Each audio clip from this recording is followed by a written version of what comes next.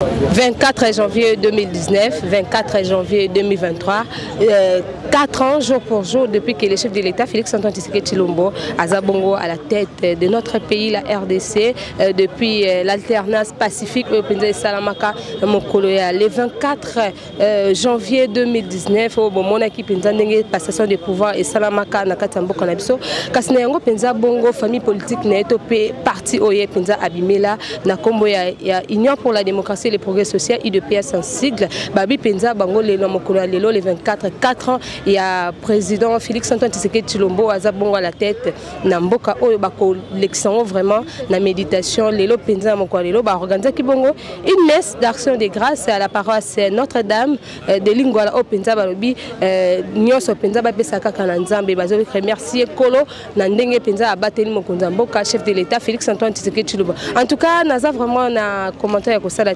vraiment intégralité, Ndenge Penza Baimboka, Topé Combattant, Topé secrétaire général Nabango, Augustin Kabouya, vraiment à Sangisa qui libota politique Nabango Awa, Nakatine Sika et puis Tokuten Bones. Merci beaucoup.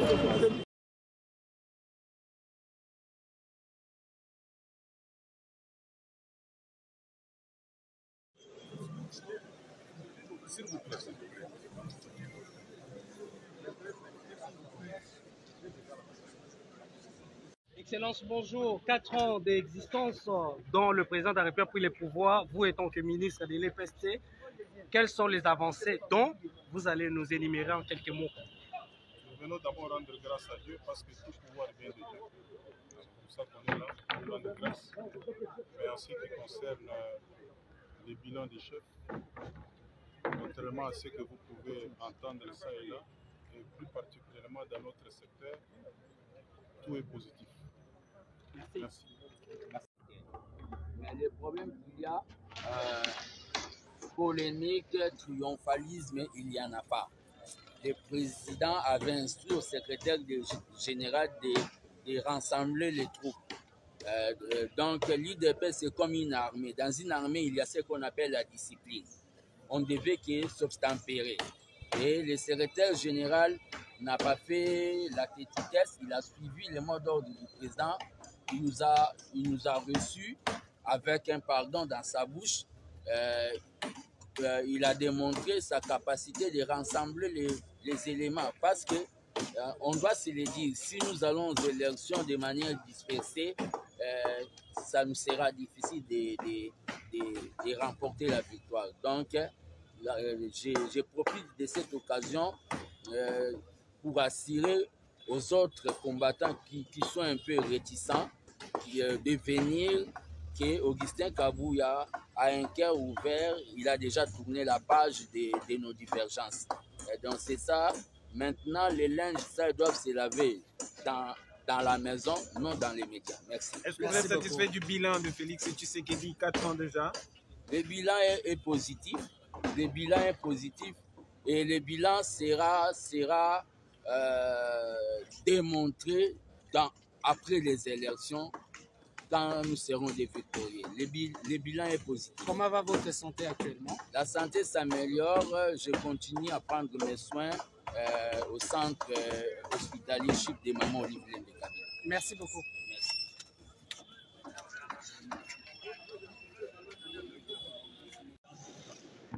Je pense à Merci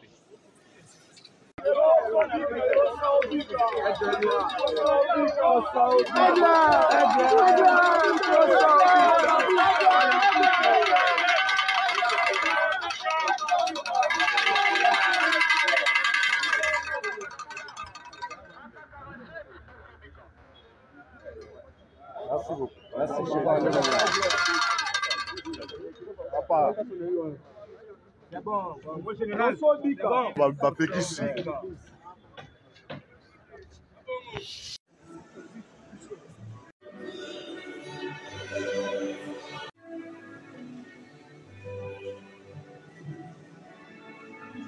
Kabouya, qui a pris cette initiative parce que notre pouvoir a un fondement, c'est-à-dire la divinité. Tout pouvoir vient de Dieu.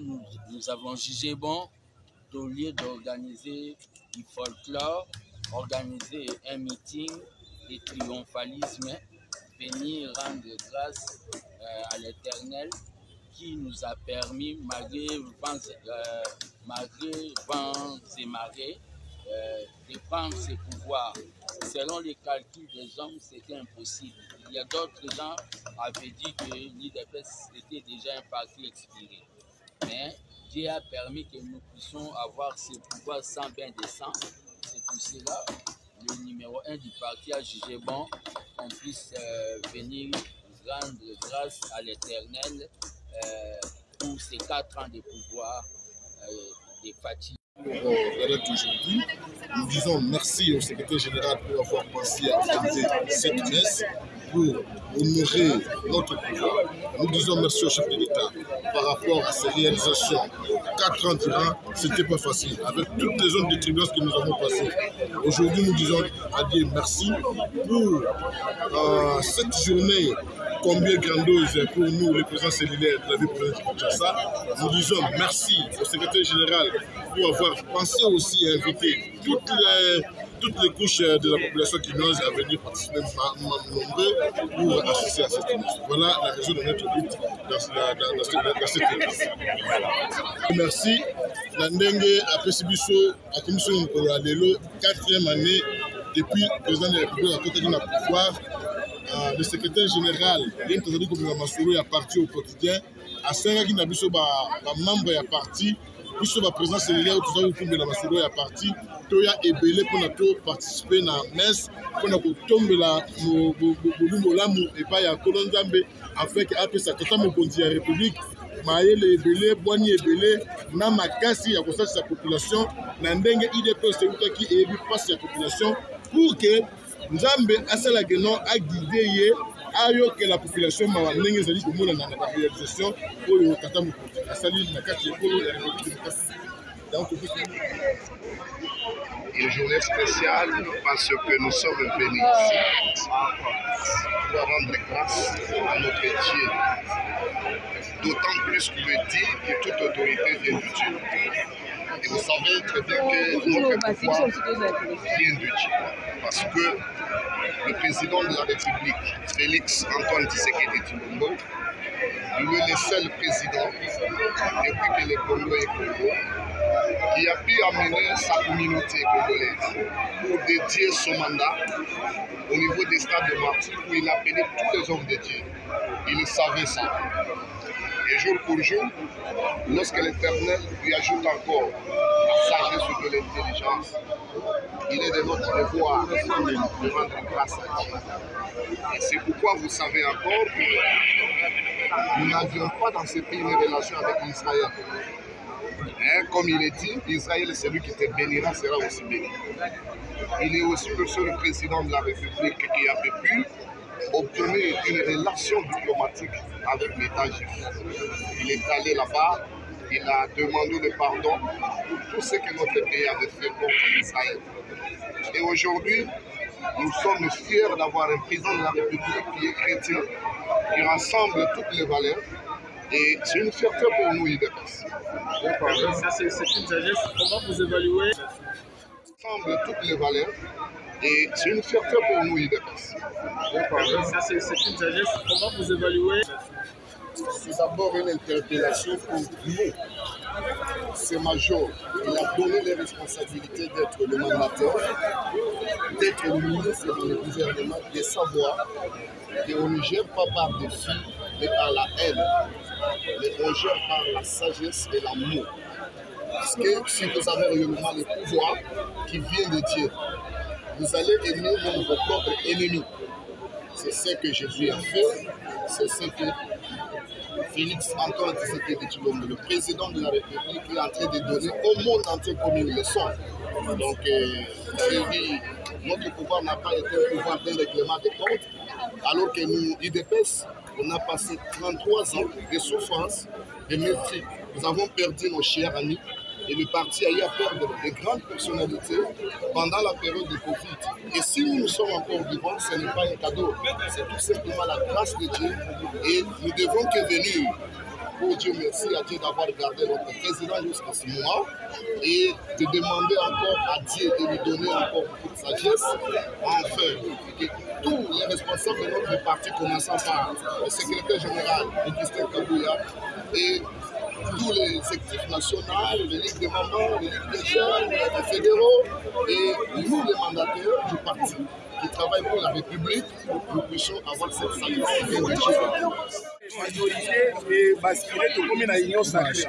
La union sacrée est la majorité et la parti politique ils allaient dans la condition, dans la cahier des charges. Mais dans le mandat où ils allaient pour y avoir peuple comme la professe à l'attaque mon projet. Puisque IDPS c'est la majorité parlementaire où il faut ça là qui est vision union sociale na yabo la vision il y a IDPS et pour que ça les manambo ya République démocratique du Sénégal. Le peuple congolais se sentit laissé mon amour avec son excellence Tshisekedi. Donc voilà, la raison est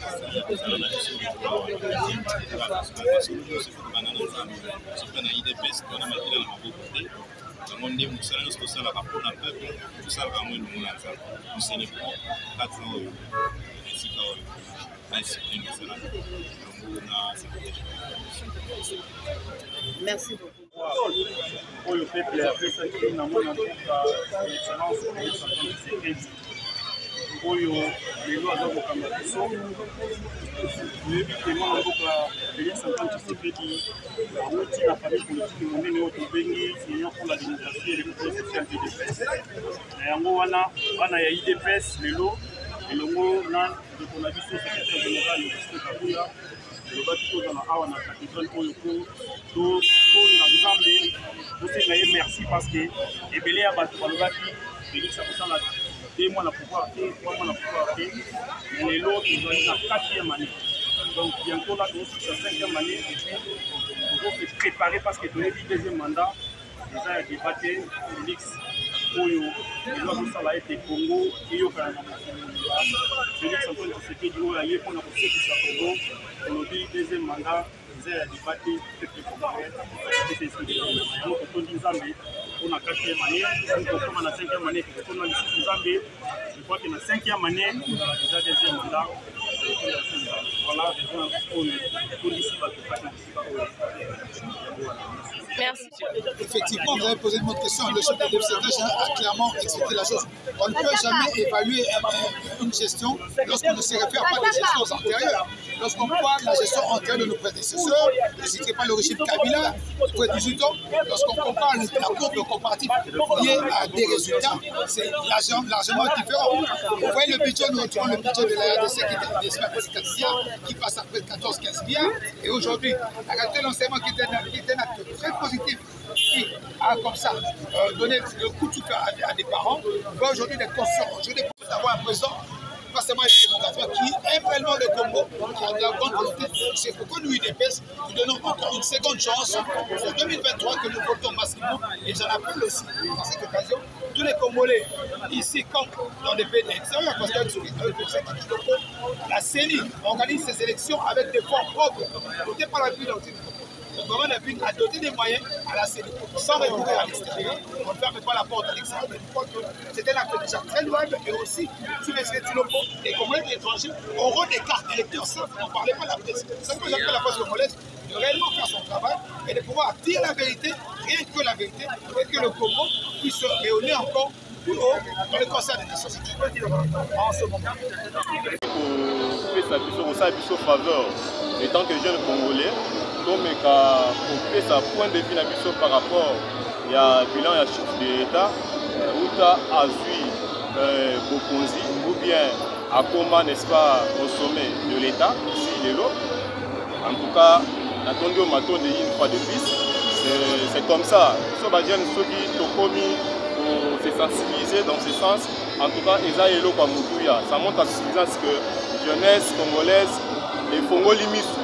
En tout cas, les Kamambo qu'on a vu surtout comme au Landelango, vraiment comme il faut. Mais Gozong a déjà dans mon je dirais bien en train de jeu que bilan ya Mokonzamboka ezali positif. ezali positif pour na biso ba congolais ezali positif pour na biso ba oyo tomonaki oyo elekaki na mboka na biso pendant 18 ans ya règne ya régime alobi. En tout cas nous disons que bilan ya Mboka ezali positif. Côté social de Tolo. Je suis en train de parler nazo pesa yo tuningai nazo pesa ba détail. Otikelanga ta pesa na pesa ba détail. Na lobby eza positif. Mais il revient à moi de te dire ou bien pour la kisao na niveau nini bilan o ezali positif. Soit totali tout d'abord social parce que aujourd'hui on a la makambo social. Mon frère, il faut y aller au mabo. Nambo na biso aujourd'hui selon Bainamboka, bazolinga kotali saba na mboka ete social eza kolia. Non mon frère, social eza kolia parce que avant kobanda kolia, mais il faut tout un travail. Social ezali pe ba infrastructure ya qualité. Social ezali éducation de base. Oh ezalaka négligé na RDC. Mais il faut na banda atakwana. Omoni na mboka na biso. Constitution ya mboka na biso epesi obligation na ba oyo bazokamba biso ou bien bakonzi ya mboka va permettre enseignement de base ezala gratuit na mboka na biso. Bato lokola ba biso banda toza bakobanda tobotama na Congo nan to vivant nan to mona benga makambo boyete na Congo. Mais to moni qui avec avènement ya mona mboka Félix Antoine Tshisekedi Tshilombo na sommet à l'état, il a commencé par sa toute première année, il a posé la tout, il a coupé de telle sorte que gratuité de l'enseignement est appliquée à mboka na biso. To yebi comment il a été combattu. To yebi de quelle façon gratuité de l'enseignement est combattu. Nous d'ailleurs, on ne pensait pas que la gratuité de l'enseignement est cause à la réalité de l'Amboka. Mais je t'assure mon frère, plus dans autant d'enfants pour ne pas te donner les chiffres exacts, les loba n'a pas besoin de classe. Parce que il faut pour l'éducation et l'incolobale toujours le bakotanga exact à l'université. Nous tous sommes venus sami pour ça à l'université. Mais tout d'abord l'enseignement de base, la formation de base, ezali école primaire. Au monaka yomoko combien de Congolais bazalaka na bango abandonné libanda pourquoi parce que ba parents bazalaka na mosolo ya kotinda bana na cité. Mais lelo avec moi na mboka Félix Antoine Tshisekedi Tshilombo, lelo ba Congolais bazotanga ofele mon frère. Ça c'est déjà un élément et recomposé tout d'abord parce que na otolo bana que bilan est positif. Non seulement ça. Dans la mboka lokola Congo mon frère, na concert de nations, au moment que RDC est comme vraiment oublié, nous sommes déjà dans les oubliettes, mais grâce à l'événement, il y a présence à mon mboka na sommet à l'état, le lot Tomoni, le lot Congo, et comme il y a solo un pays chouchouté du monde, un pays chouchouté par tous les grands pays du monde. Les lots comme participer à l'organisation à Minene et puis Congo a signé accord où ils ont profité, où ils lobby individu qui s'est mais accord où ils ont profité peuple congolais. Ce qui veut dire que les lots qui s'est à la présidente, tout comme lobby qui s'est à Kolongwana et Namboka, mais Moutro a bénéficié d'un accord où il s'est signé les lots. Pourquoi? Parce que Azo Lukamboka et Kota Penza comment dirais-je, parce que le temps me manque, mais sinon il faut dire Azolinga Mboka nae ezoila sika, ce qui veut dire qu'à l'espace international ba accord na ba contrat o ebiso dozaka lisusu considéré te o e komaka likopa ya ba privé, mais moi na mboka lelo azongi sango na sens normal ya koloba ete lelo to comme signer état avec état na ba pays musu to signer ba accord économique o ezo la ki sa pesa ou bien o ezo la ki sa développement ou bien ezo contribuer n'est-ce pas na développement mboka. Ceux qui ozongi neti na o etali budget mboka. Tala pays lokola Congo mon frère. Mboka lokola Congo mon frère. Atala na yokaka air moko bato Kabila balobaka na tala ka bonabi oui, bato musu bazana courage. Ezali pe kozanga courage mais je dirais autrefois que ezali soni ya koboya kolinga à des fois peuple congolais à comprendre que bato bazalaka na mitema mabe là babanda au kamba mboka na biso. Kotika budget ya Congo, un pays comme Congo, kotika budget na 4 milliards. Mais c'est de l'insulte au peuple congolais. Mon frère, comment vous pouvez imaginer Congo avec toutes sortes de richesses, Oh, monde mobimba lelo ils ont envié. Kabila atika budget ya moka lokola Congo na 4 milliards. Mais moi na mboka lera jumboka lobi non, nga nazawa na te pose na la chasse aux sorciers. Mais l'essentiel ezali nini? Oyo asalaki mabe aya tokosala tout, tosala nini? Toluka développement durable ya mboka na biso. Tomoni lelo budget quand je te parle mon frère ceux qui osent na ba information que luka yeba budget ya mboka ekomi na 14 milliards. Ok, c'est le budget qui définit tout. Ce qui budget en mboka lelo est matité. Comment biso to ko expérimenter na progrès. Progrès ko ya ndingi nini. Ozomona.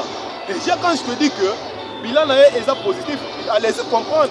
Tala muto azui mboka dans 4 ans. Ce qui n'a pas dit qu'autant de la réalisation dans 4 ans. Mon cher, tu ne dois pas comparer celui-là avec quelqu'un qui a fait 18 ans au pays. Pour ton information, pour une petite histoire. Là, Kabila Zumboka, il a fallu que Kabila puisse bénéficier 3 ans de transition pour se maîtriser, pour établir l'autorité des droits. Et là, vous, moi, vous voyez bien que Ezalaka Bongo et les Kanaka Bongo. Mais là, si vous avez Félix Antoine Tshisekedi Tshilombo, à Zumboka, dans 4 ans, soit dans 3 ans, il faut dire, parce que là, toujours évalué le bilan, il n'a pas encore fait 5 ans. Mais là, dans le contexte, il y a Kimboka. Toyebi contexte où il y a joué la Kimboka. Mboka ezalaka na maboko ya bato to bengaka ba homme fort ya Congo. Toyebaka te parce que avec même eloko elekanaka ya FCCK. Ces gens tokoya ko comprendre que toza na équipe o eza na volonté ya ko changer makambo na Congo, na équipe o eza concentré présent pour pas banda ko saboter ba action ya progrès. Ozomona. Mais au-delà de tout, on a compris que le Congo a besoin d'un homme comme Félix Antoine Tshisekedi Tshilombo. Pourquoi? Au côté de la rigueur, au côté de la sincérité politique d'abord. Donc moi je me pose la question, je me demande. Non, il faut tout le bagage que esa volonté ensemble. Je n'ai pas d'argument. Tout le bagage que esa volonté ensemble.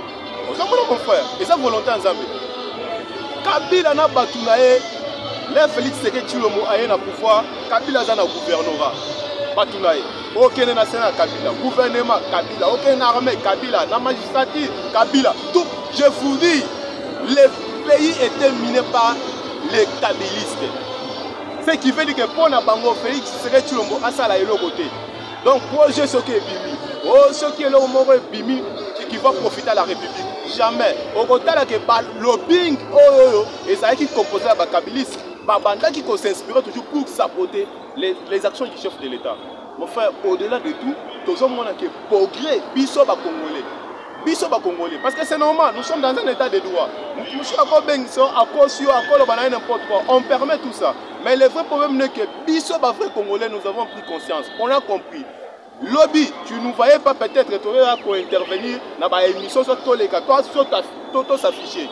Mais les lois qui te communiquent s'afficher, c'est tout d'abord que tu as senti que dans le biso, état de droit et sa limite, c'est une réalité. C'est pourquoi aujourd'hui, Bissonio Sotozu accélère tout le monde que oui, c'est ça les avancées significatives.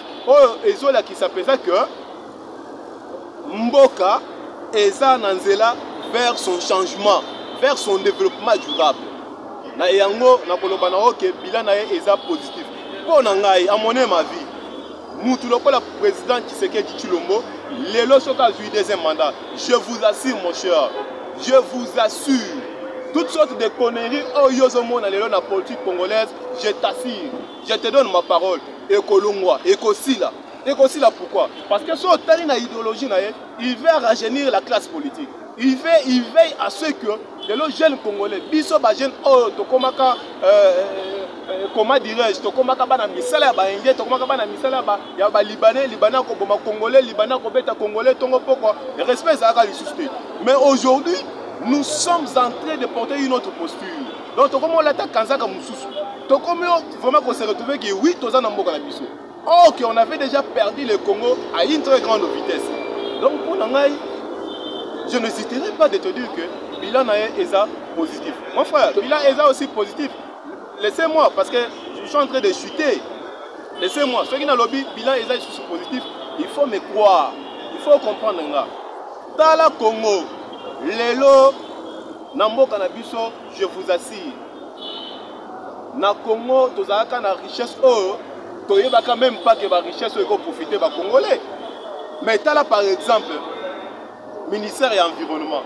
Tala ba contrat important au ministère de l'environnement azo gagné grâce à la diplomatie à chef de l'État. Tu penses que ba revenu nyon sur les autres mboka, ba revenu nyon sur Congo les lois ils ont gagné lobby bon on est bana okende wapi. Quand on parle du progrès, ceux qui te lobby que bilan est positif. Au côté la bilan, il ne faut pas voir le bilan au terme, il y a Kolia. Non, au terme de Kolia, mon cher, il y a quelque chose qui se passe là.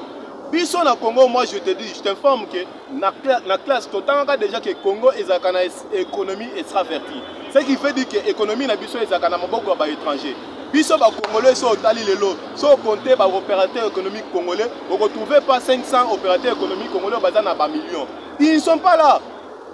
Ce sont les Indiens, les Chinois, les Pakistanais, qui business. Ok, ces gens-là vont faire partie d'un lobbying, d'un grand lobbying international. Donc, les Bango baye na Congo vont faire business na Bango. Devant na Bango, objectif na Bango ya liboso, ils ont tout d'abord un homme politique congolais en otage. C'est pourquoi tu vois aujourd'hui que l'économie, à un certain moment, au moment où les produits surgelés dans le marché, les alliés pour bouger. Le lengue yonanga toyebi. Ne pense pas que quand ça bouge comme ça, ils ont bougé parce que Félix Tshisekedi a ça les logotés. Non, ça ce n'est qu'une technique, ce n'est que la mesure au banguna na biso ba ennemi na biso bazo ko ça là pourquoi parce que ba yebi que le biloko ceux qui mati na marché, ceux qui na weze biloko que likolo le peuple congolais au sali a ko désavouer moi na mboka a ko loba que moi na mboka zo ça les logotés. Mais voilà, Dieu est grand. Dieu est grand pourquoi parce que nous on a compris. Au-delà de tout ce qu'ils font, au-delà de toutes ces manœuvres organisées, nous avions compris que ce qui se passe dans Mboka pour le moment est Tigali Kozala, volonté à Banambokote. Mais ce sont les étrangers qui se sont installés pendant longtemps dans Mboka parce qu'il faut signaler Ebele Kabila Moutoame Maka Bango, Bazawana Bazabana Misala Naye. Alors, ils savent comment ils balancent des choses. Pourquoi pas Biso Banamboka comprendre que ça ne marche pas. Mais on est certain que Ezana Moutomo côté, Yebango bien, au moins na Mokili. Et ça n'a pas été l'État. L'État a tiré l'État. Quel que soit tout ce qu'ils font, nous sommes sûrs que l'État a tiré l'État un jour. Quand le ministère de l'économie a Bomoni, il va changer ma camp. Ce qui veut dire que les bateaux ils seront obligés de s'incliner devant les lois du pays. Ils seront obligés, ils finiront par là. C'est pourquoi le problème à Kolia est préoccupé, c'est parce que nous savons comment on balance des choses pour Ezala Bongo. Que ce qui se passe, c'est la volonté de l'extérieur. Il suffit seulement de prendre conscience. Le Kola Mwanamboka, il sera de temps en temps. Il crie, il dit la jeunesse. Oui, la jeunesse, c'est nous. Il faut tout comprendre. Il faut tout tellement. Nous devons savoir, nous devons nous approprier l'histoire de notre pays. Et puis, Tola Taetumwana Toeba. Au Moni Makamo est Samboka Nabiso, mon cher. Plus de 2 décennies, vous avez vécu ce qui se passe à l'est du pays. Mais Essengakana Moutoumoko Aza, vrai Congolais, un vrai nationaliste. Un vrai Kabila bis. Kabila le père bis. Je parle de Laurent Désiré, Musée Laurent Désiré Kabila. Aïe! Pour Atali sa pesant Pole Namakambuya et Samboka. Mon frère, je vous dis, depuis que moi, Natikali Kozala vraiment informé na Bitumba o Ezo le Kana Est, je n'ai jamais vu pour le président Alibanda, Paul Kagame, à ça la sortie médiatique dans une semaine, plus de 3 ou 4 fois. Tu as dit que Kagame a été homme fort d'Afrique, mais les lots sont comme Moni Azolela, ce qu'on a ça la sortie médiatique. Ce qui fait dire que ça ne va pas. Ce qui fait dire qu'il s'est senti coincé. Il s'est senti vraiment coincé et gêné. Suivant l'intégralité de ce qui a été la messe d'action de grâce au chef de l'État Félix Antoine Tshisekedi Tshilombo à Bongo na kati ya paroisse cathédrale Notre-Dame du Congo na commune ya Lingwala au Penza famille politique na yeto pe IDPS et longo bongo na secrétaire général Augustin Kabuya Penza bazalaki a yo mobino moko boyo ki Penza ndenge balobi ba remercier Kolo parce que a bateli mokonza mboka eza Penza honneur makasi ya kokoma tina point au 4 ans c'est déjà beaucoup. 4 ans en tout cas, Batombele Penza mandat vraiment ya malamu lisusu na ndambo etikali penza et puis balobi lisusu que deuxième mandat vraiment baza toujours na assurance que le chef de l'État Félix Antoine Tshisekedi Tshilombo a kosala bongo deuxième mandat. Merci Nebino bozaki belé ya kolanda biso, merci à Maître Dona mon boss, et merci aussi à toute ma famille, mes enfants, je vous aime beaucoup, au Franel Boula, Aruna Boula, je te salue, pourquoi pas aussi à Tonton Guy Kanga depuis la Hollande. En tout cas, merci Nabino, vous avez vraiment ébélé, beau s'abonner massivement, beau aimer pour vous partager ma vidéo, Nabiso et ça la pensa bien. Année malam en tout cas, to bandi nengo, le lot déjà les 24, tu es calaté, comme on a fait vrai kasi. Année vraiment, année moko, il y a prospérité, il y a longévité, il y a bénédiction, pourquoi pas il y a réussite. Et puis surtout, c'est aussi une année électorale en tout cas, de tomber toujours. Et l'année là, mon Nabino nyonso, fidèle téléspectateurs, tu peux internet Nabiso ya Congo Succès Télévision, la chaîne des références. Tous en pensa pour nous informer bino parce que c'est notre devoir de vous informer. Merci à Francisca Bena qui était derrière la caméra. Merci à toi en tout cas, à DG aussi, à DG Civil au Congo. Merci Noko Abana. Merci Nabino Nyos en tout cas. Ngai Nabino, tu coûtes une bonne sokinza balingi na masolo ya sika. Merci et à la prochaine.